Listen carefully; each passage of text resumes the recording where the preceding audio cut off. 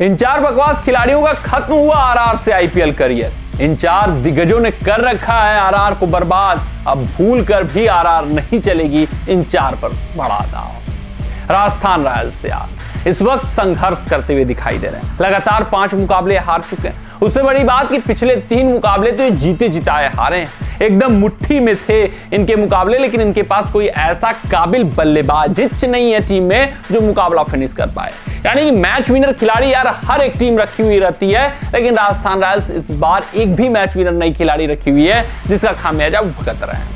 ये 4 खिलाड़ियों के दर्दनाक, भयावह, शर्मनाक और शर्मसार कर देने वाले प्रदर्शन के कारण राजस्थान रॉयल्स आईपीएल 2025 के प्लेऑफ की रेस से बाहर हो चुकी है।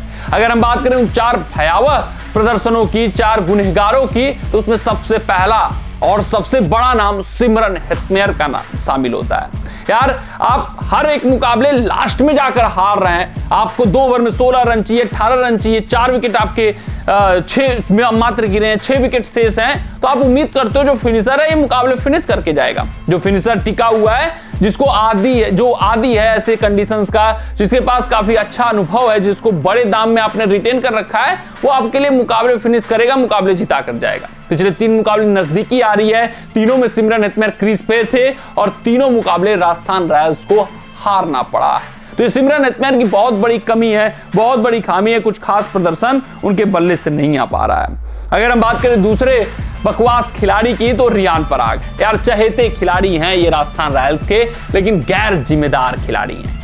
आप कप्तान भी उनको बना देते हैं, लेकिन जिम्मेदारी का एहसास रियान पराग को नहीं हो रहा है। आईपीएल 2025 में तो ये गैर जिम्मेदाराना साथ खेल रहे थे, लेकिन काम चल जा रहा था 2024 में, 2025 में नहीं चल पा रहा है। कई मुकाबले तो रियान पराग टिके रहते हैं, पूरी तरीके से ग्रिप बना रहता है राजस्थान रॉयल्स का, लेकिन एक बेतुका शॉट और वो अपना विकेट फेंक देते हैं। पूरी ग्रिप राजस्थान रॉयल्स खो देता है, क्योंकि आपको पता है कि आप एक बड़े खिलाड़ी हैं, आप कप्तान हैं, आप लीडर हैं, तो आप लीड फ्रॉम द फ्रंट करना चाहते हैं। रिक्वायर्ड रन रेट 8 या 9 का है, फिर बेतुका शॉट खेलने की कोई आवश्यकता नहीं होती है किसी भी मुकाबले में।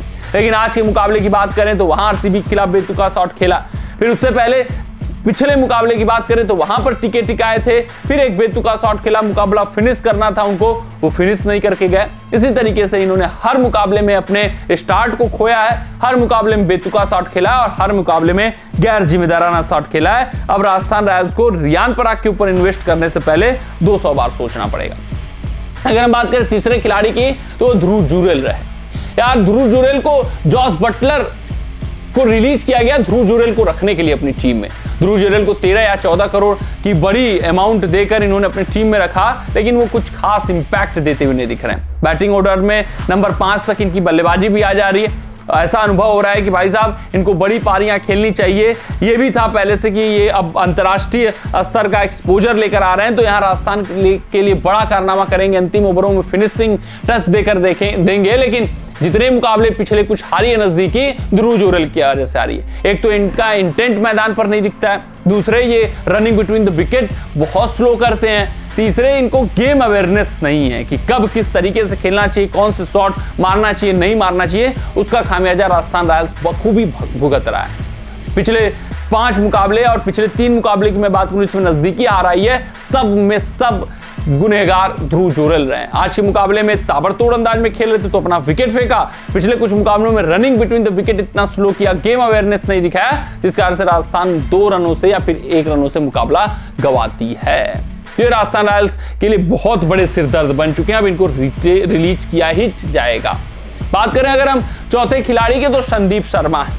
हाँ, ये बैकबोन कहे जा रहे थे गेंदबाजी विभाग के, लेकिन अब भार बन गए। पिछले मुकाबले में अंतिम ओवर में 22 रन कूटे गए थे। एक तरफा था राजस्थान रॉयल्स के लिए पिछला मुकाबला, उससे पिछले मुकाबले में भी संदीप शर्मा सुपर ओवर करने आए, कुछ खास प्रभावित नहीं कर पाए। यानी कि जो डेथ ओवर स्पेशलिस्ट थे संदीप शर्मा, जिनके पास वेरिएशंस की भरमार थी, अब वो वेरिएशंस कारगर साबित होते हुए नहीं दिखा रहे हैं। जिसके लिए इनको रखा गया, जिस स्किल सेट के लिए, वहीं पर एक कॉस्टली साबित होते हुए दिखाई दे रहे हैं। अगर हम संदीप शर्मा के आंकड़ों की बात करें, स्कोर कार्ड पर नजर डालें, आपको बताएं कुछ स्कोर कार्ड की किस तरीके से इन्होंने प्रदर्शन किया है, कितने कॉस्टली साबित हुए हैं, तो आप देख सकते हैं कल के मुकाबले में 45 रन, फिर उससे पहले 55 रन, फिर 33 रन बिना विकेट के 29 रन, फिर जीटी के खिलाफ 41 रन। तो इसी तरीके से भयावह प्रदर्शन देते गए, 21 रन 42 रन सीएसके के खिलाफ, 51 एसआरएच के खिलाफ। तो संदीप शर्मा का वो लय नहीं मिल पा रहा है जो पिछले संस्करण में था, उससे पिछले संस्करण में था, और ये बोझ बने हैं आरआर टीम पर। तो संदीप शर्मा का करियर भी खत्म है, संन्यास भी ले चुके हैं अंतरराष्ट्रीय स्तर से, उनके ऊपर दाव नहीं चला जाएगा, ध्रुव जुरेल को रिलीज ही किया जाएगा, ये भी तय है। सिमरन इतमैर का काम तमाम है, भविष्य खत्म है राजस्थान रॉयल्स के लिए। हाँ, रियान पराग के ऊपर काफी इन्वेस्टमेंट हुआ है, काफी चहेते खिलाड़ी हैं, ये जरूर बने रहेंगे, लेकिन इन 3 खिलाड़ियों का काम खत्म है, काम तमाम है राजस्थान रॉयल्स के, अगर हम आईपीएल करियर की बात करें। कमेंट सेक्शन में कमेंट करके बताइएगा कि आपकी राय क्या है, आप क्या सोचते हैं, आप क्या समझते हैं। मिलते हैं आपसे अगले रिपोर्ट में, तब तक अपना ध्यान दें, सुरक्षित रहें, स्वस्थ रहें, मस्त रहें। जय हिंद, जय भारत।